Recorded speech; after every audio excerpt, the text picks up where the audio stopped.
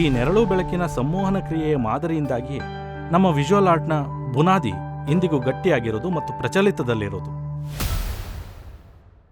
Hello Picasso. ಹಾ ಹೇಳಿ ವ್ಯಾಂಗಾಗ್. ಒಂದಷ್ಟು ಒಳ್ಳೆ ಸ್ಪಾಟ್ ನೋಡಿದ್ದೀನಿ. ನಾಳೆ ಬೆಳಗ್ಗೆ 6 ಗಂಟೆಗೆ ಲ್ಯಾಂಡ್ಸ್ಕೇಪ್ ಹೋಗೋಣವಾ? ನಿಮ್ ಕಾಲ್ಗೆ ವೇಟ್ ಮಾಡ್ತಿದ್ದೆ, ಅಂತೂ ಕಾಲ್ ಮಾಡಿದ್ರಲ್ಲ, ಬನ್ನಿ ಸಿಗೋಣ.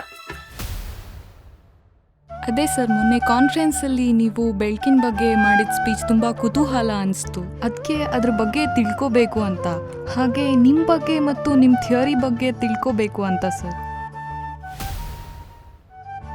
ಎಲ್ಲಿ ಆ ಕ್ಷಣ ಮೀರಿ ಹೋಗುತ್ತೋ ಅಂತ ಲೂಯಿಸ್ ತನ್ನ ಕ್ಯಾಮ್ರಾ ತೆಗೆದು ಬಗೆ ಬಗೆಯಾಗಿ ಫೋಟೋ ತೆಗೆಯಕ್ಕೆ ಶುರು ಮಾಡಿದ್ಲು. ಸರ್ ಅದ್ರಲ್ಲಿ ಏನಿದೆ ವಿಶೇಷ? ಅವಳಿಗೆ ಮೂಮೆಂಟ್ ಇಷ್ಟ ಆಗಿರುತ್ತೆ, ಅದಕ್ಕೆ ಫೋಟೋ ತೆಗೆದಿರ್ತಾಳೆ. ಸರ್, ನೀವು ಬೆಳಕು ಎಷ್ಟು ಇಂಪಾರ್ಟೆಂಟ್ ಅನ್ನೋದನ್ನು ನಿಮ್ಮ ಸ್ಪೀಚಲ್ಲಿ ಹೇಳಿದ್ರಿ. ಆದರೆ ನಿಮ್ಮ ಮನೆ ತುಂಬ ಡಾರ್ಕ್ ಆಗಿದೆ ಅಂತ ಕೇಳ್ಬೋದಾ? ಬೆಳಗಾಗುತ್ತಿದ್ದ ಹಾಗೆ ಕಿಟಕಿಯಿಂದ ನೇರವಾಗಿ ಮುಖದ ಮೇಲೆ ಬಿದ್ದ ಬೆಳಕಿನ ಕಿರಣ ದೇಹಕ್ಕೆ ಆಲಸ್ಯ ಅನಿಸಿದ್ದು ಭಾವಕ್ಕೆ ಚೈತನ್ಯ ಶಕ್ತಿಯಾಗಿ ಕಣ್ತೆರೆಯುವಂತೆ ಮಾಡಿತು. ಈ ಕತ್ತಲ ಬೆಳಕು ನನ್ನ ಸೌಂದರ್ಯ ಸಿದ್ಧಾಂತಕ್ಕೆ ವಿಮರ್ಶೆಯಾಗಿತ್ತು. ಅವತ್ತು ಎದ್ದಾಗ ನಾ ಕಂಡ ಬೆಳಕನ್ನೇ ಸೌಂದರ್ಯ ಅಂತ ಅಂದ್ಕೊಂಡಿದ್ದೆ.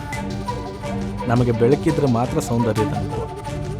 ನೋ ವರ್ಣಿಕಾ, ನಿನಗೆ ಅರ್ಥ ಆಗ್ತಾ ಇಲ್ಲ. ಅವನೊಬ್ಬ ಕುರುಡ, ಅವನ ಕಣ್ಣಿಗೆ ಏನು ಕಾಣಿಸೋದಿಲ್ಲ. He proved that my theory is bullshit.